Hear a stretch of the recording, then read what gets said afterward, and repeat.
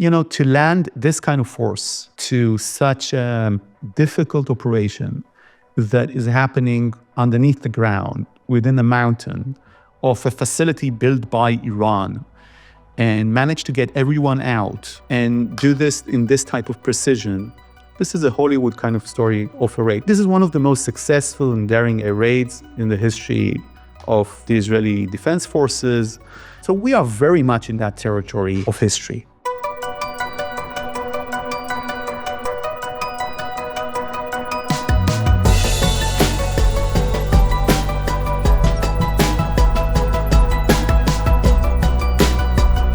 It's 5:30 p.m. on Sunday, January 5th in New York City. It's 12:30 a.m. in Israel on Monday, January 6th, as Israelis turn to a new day.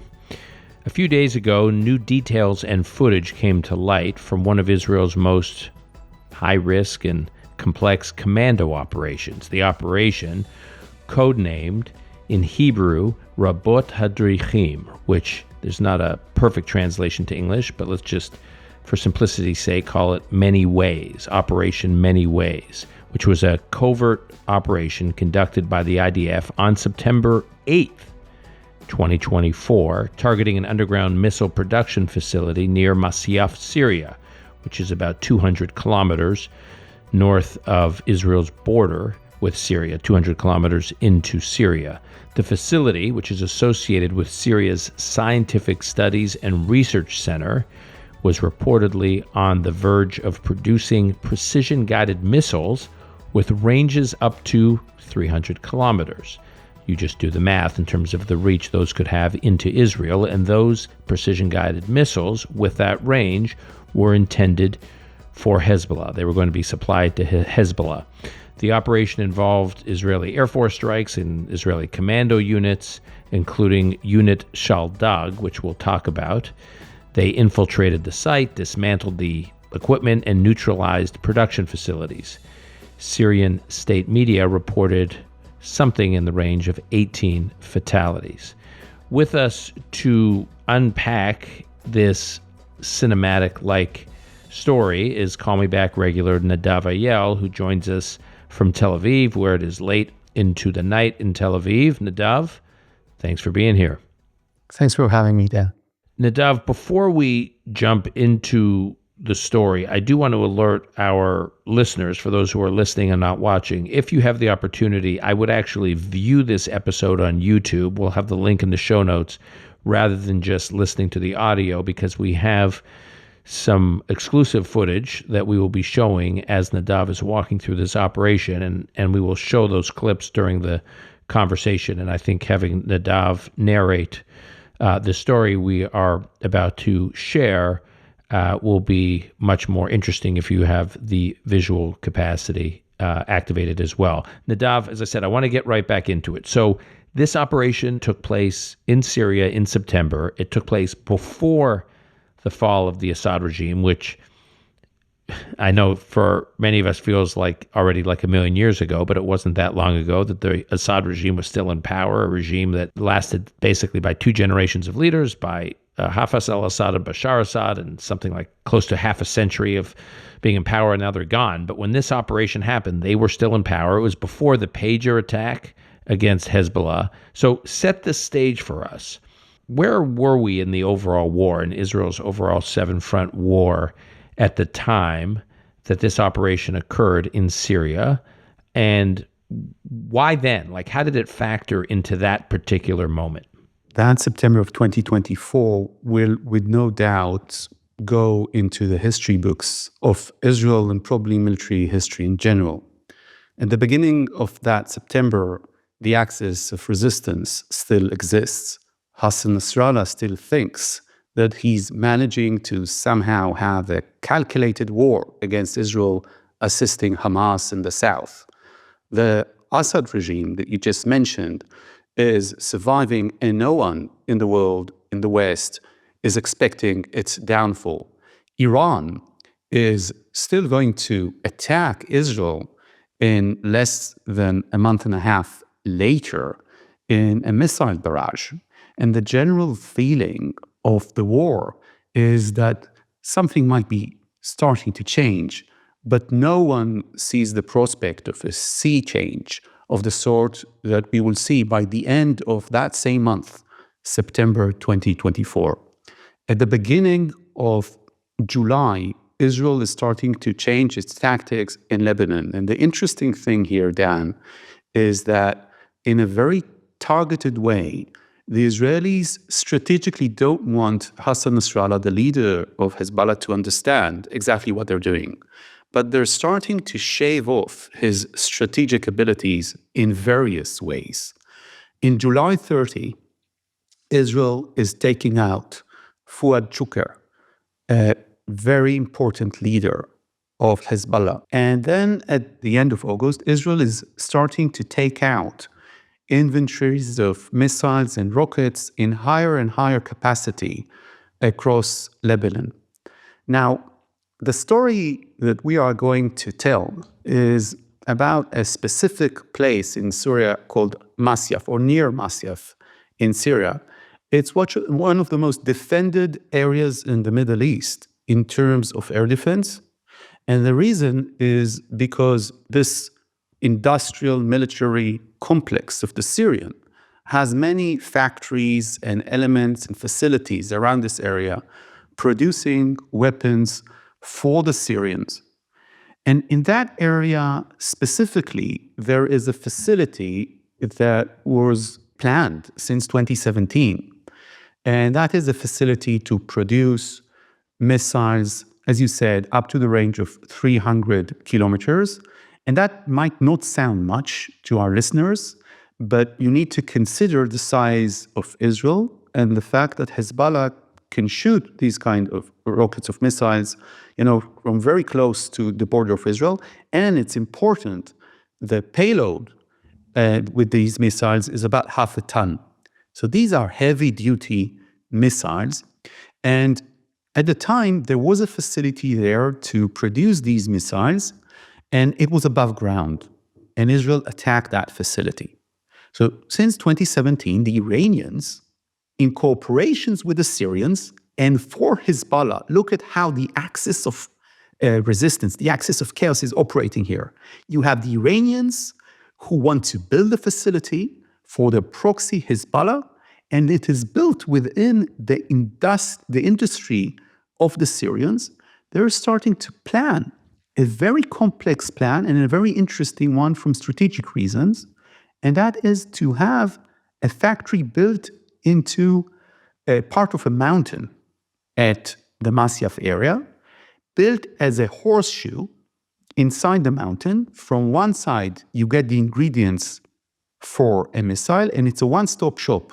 At the end of the horseshoe, you get a missile that is leaving the factory. About 16 rooms inside, between 70 and 130 meters into the mountain. And the reason that they are building it into the mountain, Dan, is because they want this to be completely defended from Israeli attacks. When was this target, like this facility, when was it built? And how is it protected? I guess it was partly protected by the depth of where it was placed. But when was it all built? So Iran has started digging into the mountain in 2017. And the IDF knows about this almost immediately. And when we speak about facilities built by Iran in a mountain, I think about another facility, which is in Iran itself, not in Syria, not for Hezbollah, but for the Iranians, and that is Fordow. Fordow is, of course, the nuclear enrichment that Iran has built to enrich uranium up to a military level, and it is built deep into a mountain, not far from a town in Iran called Fordow. And in 2017, they're actually starting to do this in Syria. And by 2021, they completed the dig and the construction work and began sort of bringing in equipment to start and mass producing the missiles. Okay. So why at this point in September of 2024 did the IDF and Israeli intelligence and the Israeli government decide that that was the time to attack. And I guess that's one question. The other question is, as they were deciding on the why then, they must have accounted for the risks then. So why then, and what were the risks at that point? So the main reason is simple. In August 2024, only a month before the operation, they start, you can say, sort of a demo production or in the site, in this place, owned by the Syrian military complex, and they are starting to produce missiles at that site. So during the war, the Iranians and the Syrians for Hezbollah are starting to produce missiles. And this is just a month, a bare month, before the Shaldag unit will raid and destroy the site by entering it on the ground in this daring operation. Now, why would the Iranians build this site and start producing? And the answer is simple. They understand that Israel is attacking the convoys of weapons, of missiles that they are sending from Iran, or these convoys that are landing in the Damascus airport and are making their way to Beirut from the Damascus airport. And in order to have these missiles much closer to the front, they would want to have an operational factory. Now, this factory, if it would have been completed, would have produced anything between 100 to 300 missiles a year. And by producing, I mean everything. Planetary mixing for rocket fuel, the building of the rocket itself, the painting of the rocket, the trace systems, everything that you can think of was to be made there underneath the mountain. So this is a major threat for Israel. This is, I don't want to say a strategic threat to Israel, but it's a strategic facility for the Syrians. And it's something that the Iranians have, just look at the numbers. They started this 2017. They ended it 2021. They are starting to produce during the war in August 2024. Now, and this is interesting, according to the IDF spokesperson and to the military officers, military brass that I've been speaking with in the last couple of days preparing for our conversation, Dan, Israel began preparing to this operation 2 months before.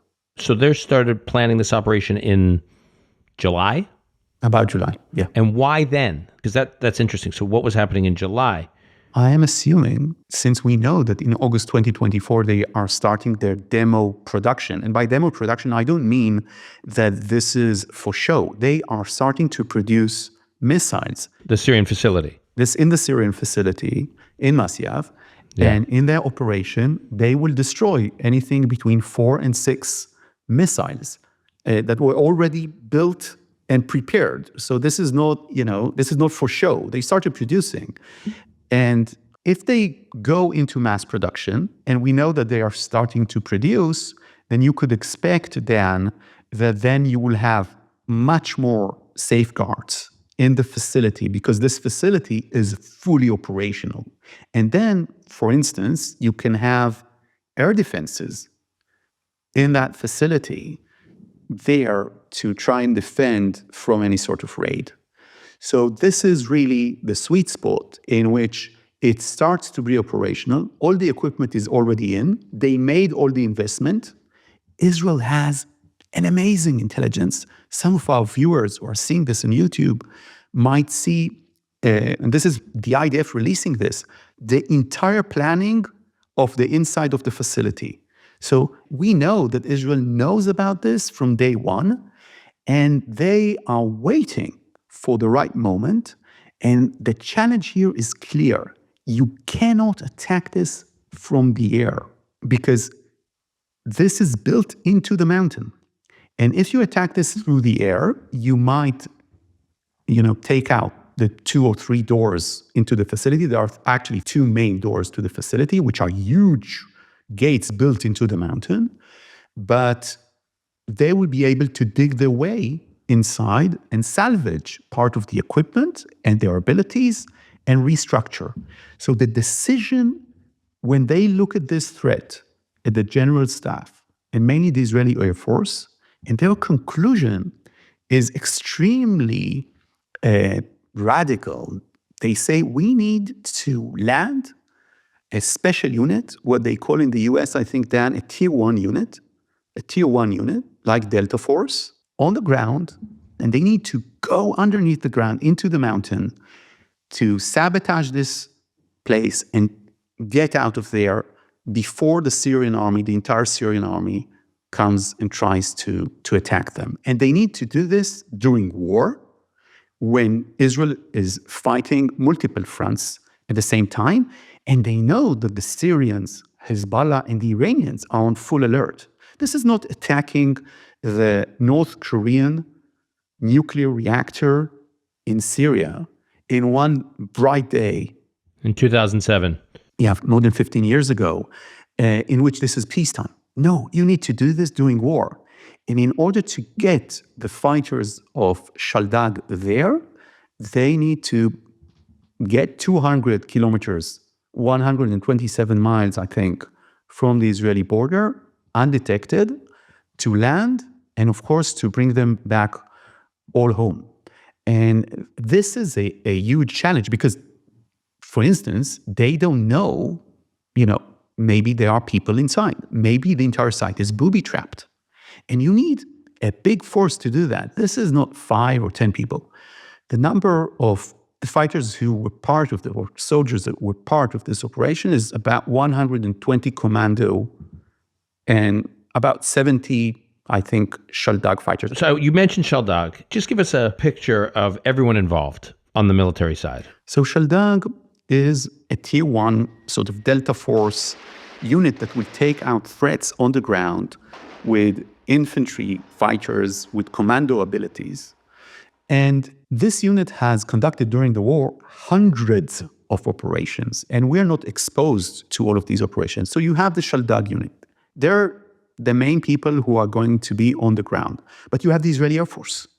So you have about 21 jets, fighter jets, that are part of this operation because it will begin with an aerial bombardment.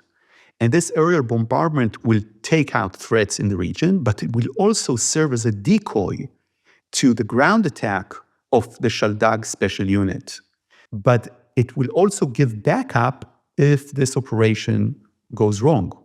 And then you have another 14 cargo airplanes. This is how it's described by the IDF spokesperson. And I am presuming, as a private citizen, that some of those cargo airplanes are actually intelligence. And you have the choppers that are flown by the Israeli Air Force that isn't Shaldag. And these choppers are the ones that are bringing the fighters to the ground. And you also have choppers ready with Unit 669. Unit 669 is the rescue operational unit of the IDF. It's a special unit. And they are there with a specific directive. If people are going to get hurt, soldiers down, they need to take them out and they need to treat them in the field in Syria. So one of these choppers is actually a makeshift hospital together with some of the best physicians and surgeons of Israel who are on reserve service. And now I'm going to tell you something, Dan, about this operation right in the beginning that I find truly amazing. 50% of the Shaldag fighters who are landing in the dead of night in Syria and are going to go through this operation, 50% are reserve soldiers. These are people who have been, over the last year plus, plucked out of their civilian lives. They could be running tech companies. They could be working at restaurants, driving taxis, serving and accounting in the law firms, working on construction sites, and whatever it is. These are everyday Israelis who did not choose at this point of their lives to make a career out of military service. They had done their compulsory military service, but then they were called back up post-October 7th to serve. Often they are leaving behind spouses and children and getting to work on the defense of Israel. And they find themselves in this highly sensitive, highly complex, highly risky operation into the heart of a enemy country. It's extraordinary. It is extraordinary because I spoke with a senior officer that was part of this raid, and he told me, he talked about these reserve soldiers specifically, and he said, these are the best fighters Israel has.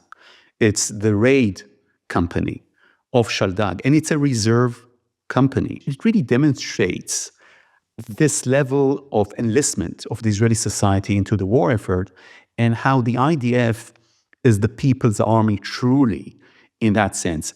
But it's not only about this. These surgeons, they will go into the operation, and after a few days, they'll return back to the surgeon departments in central hospitals in Israel. And a few days ago, they were in Syria. They can't tell this anyone, and they are there with a makeshift hospital to take care of the soldiers if they get injured during the operation, because the order is you're not flying out.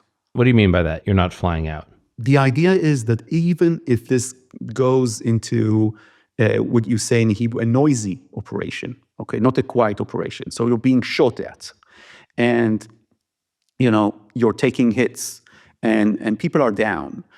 The IDF, the Israeli Air Force, Shaldag, will have the ability to stay on the ground, take care of the people injured, save their lives, and not fly out of there during the operation because of risk of getting exposed. Okay. You talked about cargo aircraft. You talked about choppers.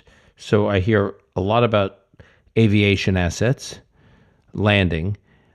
Syria does or did have robust air defenses. How did the air aspect, the aviation aspect of this operation, which is considerable given that they had to move all these capabilities into Syria on the ground, deep into Syria, how did they all evade Syrian air defense? First thing, it began with an aerial attack that was widespread in the region, but it looked, and it was orchestrated to look to the Syrians as though this is another usual attack of the sort that Israel has done dozens of times before. This area was attacked several times by Israel when they tried to build this facility overground. So the Syrians knew, the Israelis know that something was happening there. And the goal of these aerial attacks was to try and give an impression to the Syrians that this is not the landing of any ground forces in Masyaf. Not far from this facility, there is a camp of a Syrian division. If they will send reinforcements, those Israeli jets, by the way, there were dozens of jets beyond the 21 jets that I talked about. There were another dozens waiting in Israel if this goes wrong. And one of the reasons for that is that 30 kilometers away, there's the Hamimim Air Base, which is the major air base in the area of the Russians. And of course, the Russians have their own abilities in the region because, remember, Dan, this was before the fall of Assad. And at any rate, this is one of the most condensed areas of air defenses in the region. So they were creating an envelope of fire to try and soften the landing of the ground forces. And then these fighters are flying out of Israel, and they're flying out of Israel with 4 CH-53, I think is the American name for Yasur choppers, helicopters, and they're flying out of Israel. And the way that they're flying is they're flying through the sea.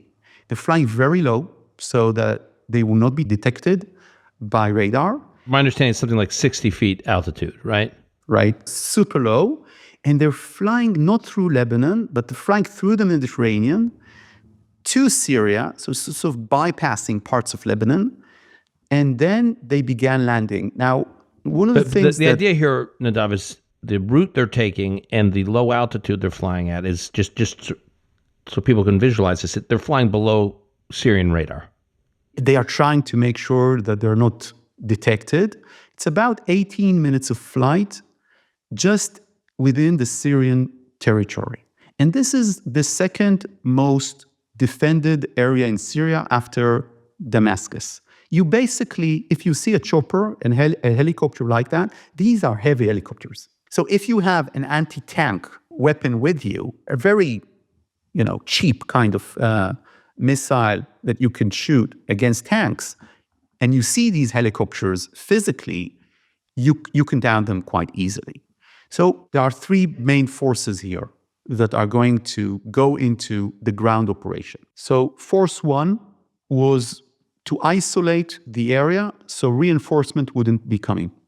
This is the aim of this force. They need to secure the area, and they know that there are combat Syrian infantry on the premises. It's defended by dozens. And you also had, the minute Israel started bombing the area, and this was not exactly something that they saw coming, they started seeing forces coming towards the site.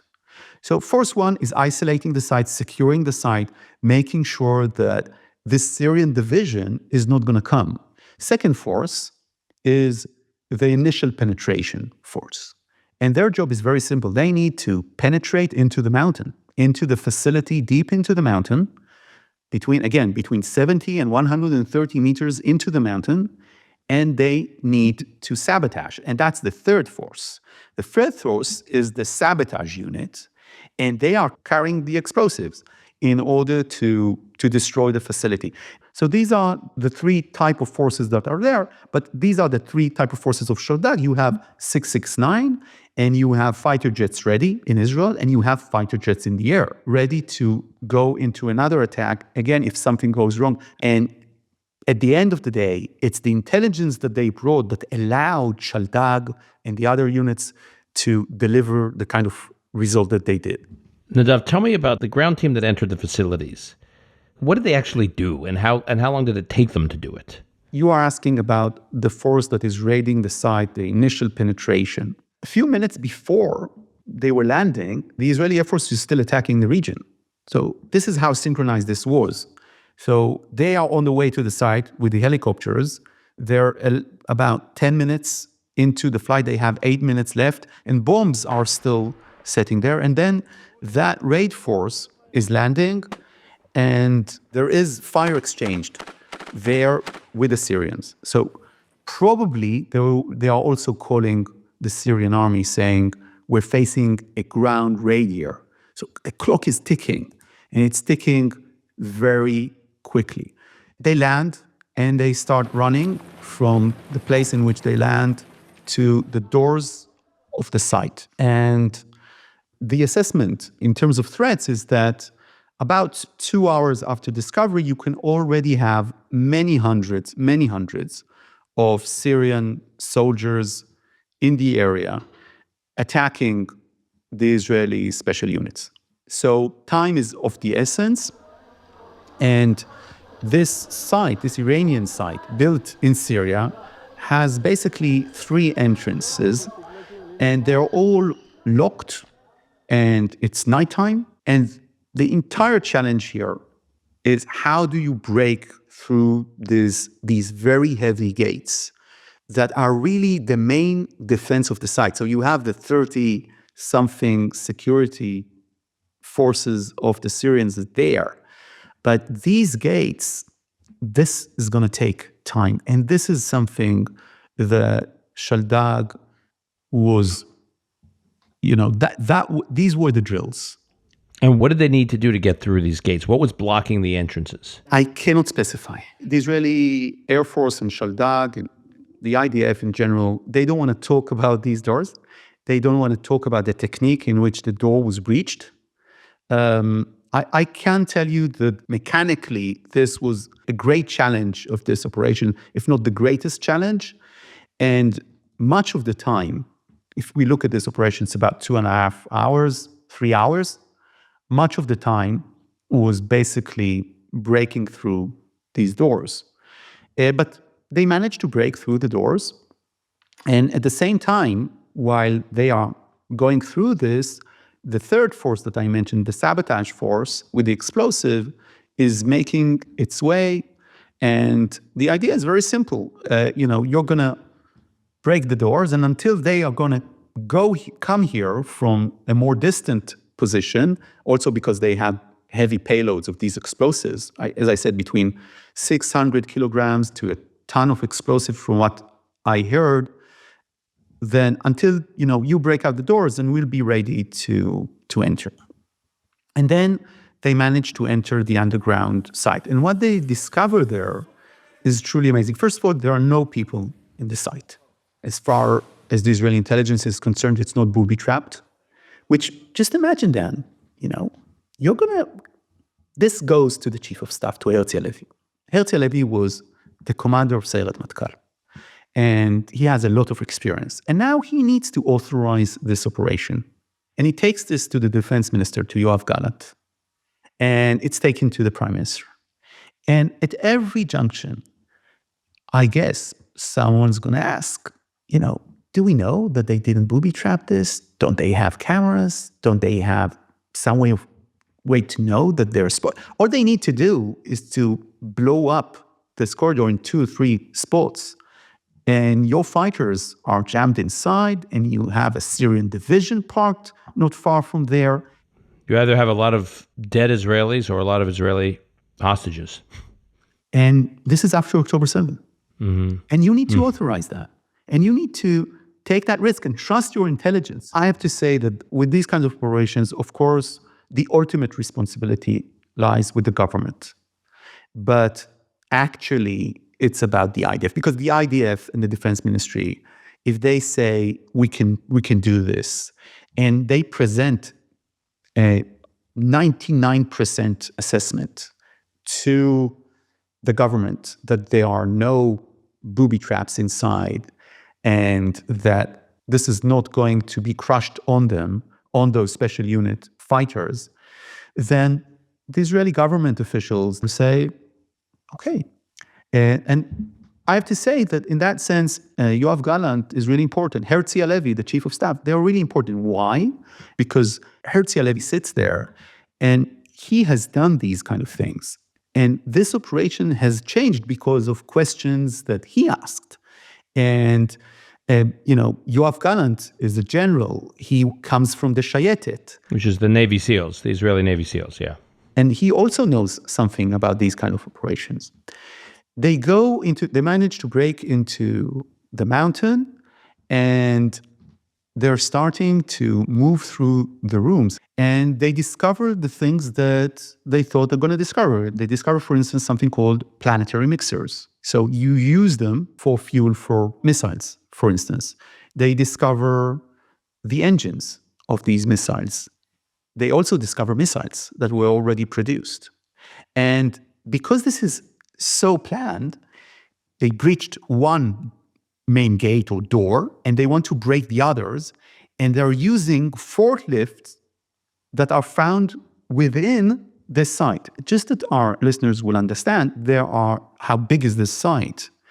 There are cars, small lorries that are parked there, and maybe the people who are seeing this on YouTube can see those parked lorries within the underground factory and facility. But those special units guys are starting to use the Syrian forklifts in order to open the doors. And this is not an improvisation. They knew that they're going to be there, Dan, forklifts. And some of them were sent to get training on how to use forklifts, so that when they go in there, they'll use the Syrian forklifts in order to open the other doors within the site. So this is how, the type of intelligence that you have within the raid itself. And once they get to the actual manufacturing facilities, what did they do to neutralize those manufacturing facilities? So they start placing the explosives around the site. This happens at about 15-minute mark. They manage to break through, and then they start going through the rooms, and they're starting to place the explosives in the different compartments of this missile factory production line. So they're attaching bombs to the equipment and to those planetary mixers that are important. And I should say that at the same time, enemy forces are starting to move towards the area in numbers and mass, moving to the area, probably because they were warned by people on the ground that were attacked by the first wave of the Israeli jets. Now, at the same time, while they are operating there, fighter jets are still attacking the region, and they're identifying those who are trying to come there. So they're rigging the explosives, and after that, they're leaving the area. And as they are boarding the helicopters, the commander of the operation gives the order, and they blow up the place and destroy the entire facility. And this operation took about 3 hours. No Israeli soldier got hurt during the operation. And now they need to get back home. They need to board these helicopters. And we know, in retrospect, is that hundreds of Syrian soldiers were on the way there. And they fly out on the way, about an hour and a half, all the way to Israeli territory. And like I said, about 65, 70 minutes afterwards, you already have there hundreds of Syrians. So they were 60 minutes away from a major, complicated battle against the odds, against the Syrian army. They've taken out about 30 enemy combatants, the security force of the facility, and some of those who tried to get there. Nadav, how complicated was it to set up all of the explosive to make sure that they worked even after the Israelis departed and they were airborne? So first of all, in order to place the explosives, you needed to have the specific payload on each machine, on each planetary mixers, on each missile. It needs to be in the right size, and mainly the planetary mixers. These planetary mixers are really important, and you can't get them on eBay, okay? So you need to destroy those because they can always salvage them. They can dig into the mountain, and they can salvage them. And the minute that it was all rigged and then detonated when they were boarding the planes, it was already set to go. And for them, at that moment, they know that they're boarding the plane. No one is left behind, of course. No one is hurt. And they set the explosives. They see that it's exploding before they leave the site. This is really important, right? You want to know that this explodes and that the site is completely destroyed. And we are talking about this in January. But the US knows quite quickly about this operation, and other armies at a certain point know more and more about this operation. Did the US know before the operation? I don't know exactly. I can tell you that, foreign armies, even before Nasrallah was down, because this is the beginning of September. Israel is going to strike the main bunker of Hezbollah 20 days later. Foreign armies were going, this is amazing. This is amazing stuff. To land this kind of force to such a very difficult operation that is happening underneath the ground, within a mountain, of a facility built by Iran, and manage to get everyone out and do this in this type of precision. This is the story, this is a Hollywood kind of story of a raid. This is one of the most successful and daring raids in the history of the Israeli Defense Forces. It's like, I don't know if you remember that raid in which Israel stole the Soviet radar back in the 1960s, just airlifted it. And this is the type of raid. So we are very much in that territory of history. Was the facility reduced to rubble? Or was it just that the machinery was destroyed? Like, they left the facility in what condition? So the facility has not, as far as I know, has not collapsed completely, evaporated. It's you cannot enter it, of course, and the machinery is destroyed, and you can't use it anymore. So it's unusable. And of course, Iran has withdrawn from Syria following the fall of the Assad regime. The Russians are not there as they were. and Israel destroyed much of the defense forces that the Syrian army had. And how did Iran respond to this operation at the time? So it took the Syrians and Iranians days to sort of understand what happened there. They didn't respond in terms of, an attack or a response, a military response against Israel, the sort that they had after Nasrallah and Hania and the rest. This was, to an extent, this operation was proving to the IDF itself from within, to the government in Israel, to foreign actors like the United States, about the abilities of Israel while the Axis was still there then, while the world didn't really believe that this could change.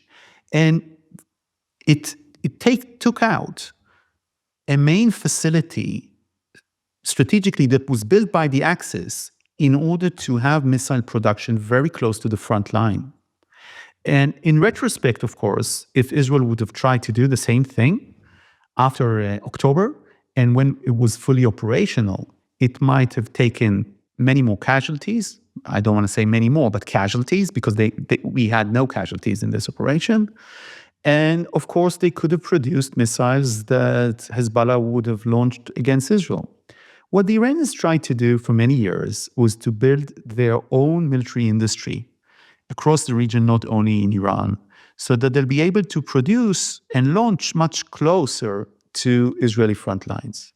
Israel was attacking those areas for years. And then the Iranians started thinking about building into mountains, building underneath bunkers. And this showed them that they're not immune even there, and that Israel is not fearing to risk its ground forces, its special units, in these kind of operations. And in that sense, I think this was important, not because only of the strategic meaning of this, but also in terms of the sense of security that the IDF has with itself. And also when the defense apparatus in Israel comes to the decision makers and said, we can do this, we can take out Nasrallah, we can take out the chief of staff of Hezbollah, we can take out Yahya Sinwar, we can do all these things, and Ania in Tehran and many other things. We can do these things. And then the decision makers go, yeah, you can. We saw you. And after October 7th, that was extremely meaningful. I think that the Shaldag here proved exceptionally well how they can use a synchronized attack by landing from these helicopters and moving very quickly to implement an operation in a matter of 2 months within enemy territory. Nadav, you started this conversation by explaining how Iran's nuclear capabilities, at least in one of the areas of Iran, is deeply embedded, fortified, that is in Fordow, in a way that is similar to what Israel had to deal with here in this operation in Syria. Given that reality is often cited, that reality in Iran and Fordow is often cited as a obstacle to Israel taking out Iran's nuclear capability. Suddenly, Israel does this in Syria. That's pretty impressive. The comparisons to Fordow shouldn't be lost on anyone. So how is all this being interpreted in the region? I think it's interpreted as Israel's resolve. The Shaldag operation in Syria in September happened before the axis of resistance collapsed, but it was, in a way, prophetic to the Israeli abilities to make sure that this axis doesn't exist anymore. And Fordow is a much more complicated scenario, much more fortified into the mountain, many, more than 1,000 kilometers away from Israel. It's going to be much more complicated. I am not sure, I don't know if this place could be raided from the ground. So it's not about the technicality of entering these kind of sites. It's about the resolve. What the Israelis are showing the region in these kind of operations again and again is that they are resolved to change the paradigm that they'll restrain themselves against existential threats. That's the message. And whether it's Fordo or Natanz or any other sport, every place in the Middle East is susceptible to an Israeli defensive ground operation or aerial operation of the sort that we have been seeing in recent months. So what did it show the region in recent months? That it can attack with force in places further away than Iran, that it can raid in a ground operation into the mountain and destroy a strategic site that was built by the Iranians, and that it can take the aerial defenses that may take out the aircrafts that are allowing these operations to actually happen. This is what Israel has demonstrated to the region. But it's also demonstrating it to Washington, and I think that's an important point, Nadav. I mean, the incoming administration has, shall we say, no time or patience for Iran and Iran's nuclear program. And if Israel can demonstrate that Israel can deal with Iran's nuclear program, that it can take it out, it may need some resources from the U.S.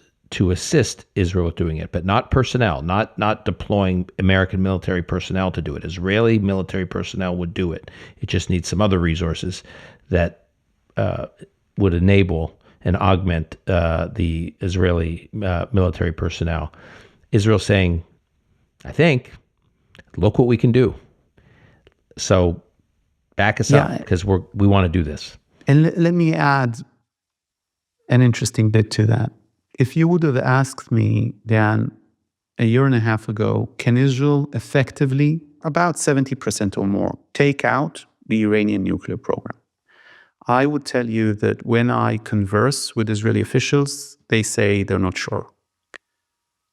I think that there is much more certainty with Israel, that giving the right tools, the right ammunitions, the right assistance and backing from DC, Israel can take out this threat with a high degree of effectiveness. Now, there are questions of the Iranian response, of what happens the day after, diplomatic questions that without the US become material and strategic. So at any rate, you need the US in. But I think one of the things that happened during this war, ironically, that began with such a tremendous victory for the axis of resistance and such a terrible failure for Israel, is that Israel has proven to the world, to the region, as you said, most importantly to the US, that, as Ariel Sharon used to say, it can deal with its threats against it by itself and for itself. And he would say that again, by itself and for itself. In Hebrew, I'm translating. And I think that this point was proven without a doubt, and the Shaldag operation is just another very courageous demonstration. Nadav, we'll leave it there. I know it's very late where you are, so thank you, as always, for your time and insight, and particularly with this reporting. And I'm sure there'll be following additional chapters on this and related operations in the weeks ahead. Thank you, Dan. My pleasure.